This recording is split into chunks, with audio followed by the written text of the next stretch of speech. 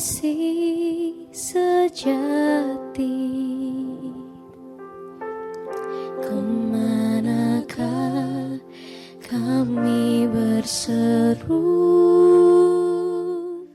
saat badai datang menderu?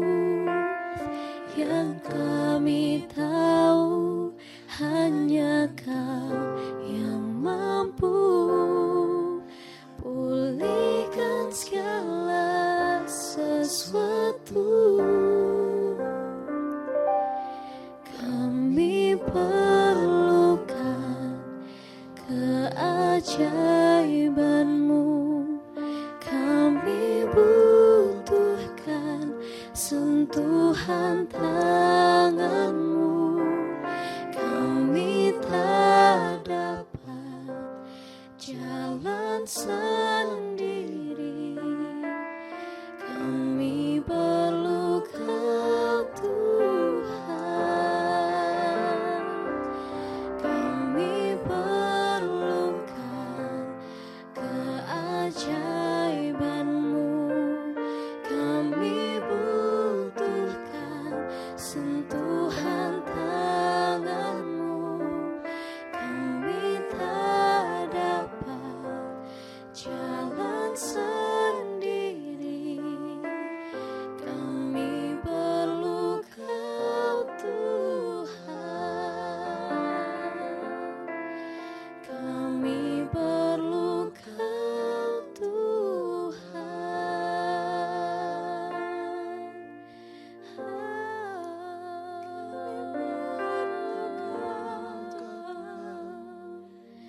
Hanya Kau Yesus kami.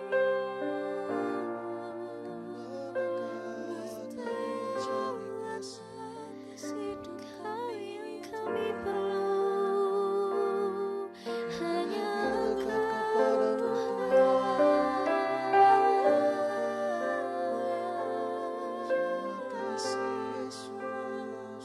Terima kasih Bapa, Kau teramat baik Tuhan.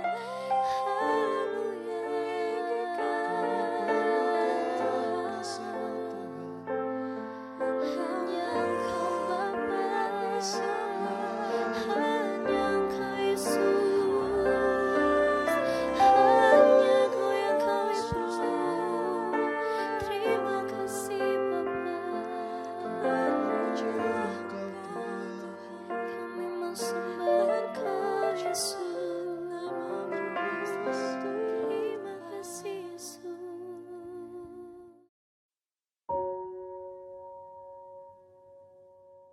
Shalom, selamat pagi. Apa kabar saudara pagi hari ini? Baik-baik saja, puji Tuhan. Meskipun dunia saat ini sedang kurang baik, terdengar isu-isu akan adanya perang dunia ketiga, isu mulai pandemi yang mulai sempat mereda, sekarang mulai meningkat kembali. Tapi puji Tuhan kalau sampai hari ini, sampai pagi hari ini, Bapak Ibu Saudara sekalian masih dalam keadaan baik-baik semua karena anugerah Tuhan yang masih berlaku buat kita semua. Tetapi kita sebagai orang Kristen sebenarnya tidak perlu terlalu kaget akan berita-berita yang buruk, karena sejak awal Alkitab sudah menulis bahwa hari-hari terakhir akan terjadi masa-masa yang sukar. Namun yang namanya manusia cenderung tidak bisa benar-benar sadar atau benar-benar percaya jika belum benar-benar mengalaminya secara langsung. Terkadang kita akan baru benar-benar merasakan berharganya suatu barang jika kita sulit mendapatkannya atau saat kita kehilangan barang tersebut. Contoh, beberapa saat yang lalu oksigen itu menjadi barang yang sangat-sangat berharga. Mungkin dulunya kita tidak terlalu sadar, tetapi ketika barang tersebut mulai langka, disitulah kita mulai sadar. Orang-orang mulai berebutan, bahkan ada yang berani membayar mahal untuk sebuah tabung oksigen beserta isinya. Dan kadang kita benar-benar baru merasa kehilangan saat orang yang kita kasihi sudah meninggalkan kita. Menyesal, pasti menyesal. Oleh karena itu, selagi masih ada orang-orang yang kita kasihi, sayangilah mereka. berikan mereka perhatian, berikan waktu yang lebih banyak buat mereka. Saudara pernah mendengar kisah tentang seorang pengacara yang sangat kaya dari Chicago yang bernama Horatio Spafford.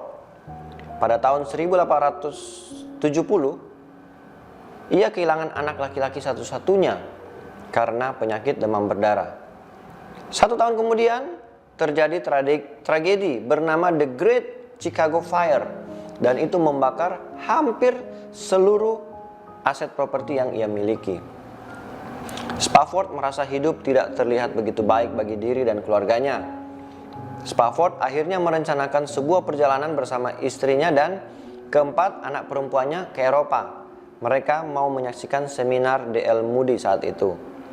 Namun tiba-tiba Spafford mendapatkan masalah bisnis yang harus diselesaikan, sehingga ia mengatakan kepada istri dan keempat orang anak perempuannya untuk mendahulinya berlayar. Dan ia mengatakan bahwa ia akan menyusul secepatnya. Meskipun Spafford tidak dapat bergabung bersama keluarganya, ia senang karena keluarganya dapat berkumpul bersama para Kristen lainnya di kapal tersebut. Namun di dalam perjalanannya, kapal yang membawa istri dan anak-anak Spafford mengalami kecelakaan dan kapal tersebut hanyut ke dasar laut.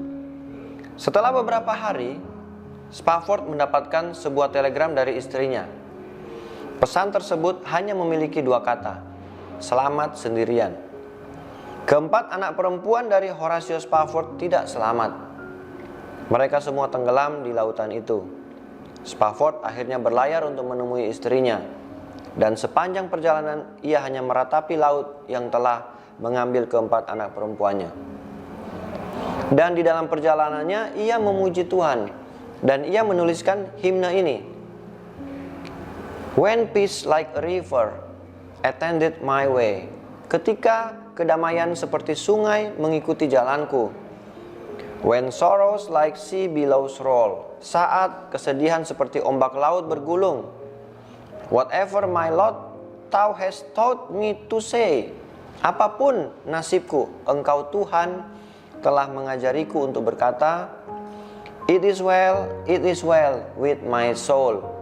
Ada lagu terjemahan bahasa Indonesianya dikatakan, selamatlah jiwaku. Mungkin Bapak Ibu Saudara sudah sering mendengar pujian tersebut. Selamatlah jiwaku, it is well with my soul. Seperti demikian bunyi himne tulisan dari Horatio Spafford. Raja Daud pun pernah mengalami keadaan yang sangat tidak baik. Dikatakan dalam 1 Samuel 30 ayat 4, lalu menangislah Daud dan rakyat yang bersama-sama dengan dia itu dengan nyaring, sampai mereka tidak kuat lagi menangis.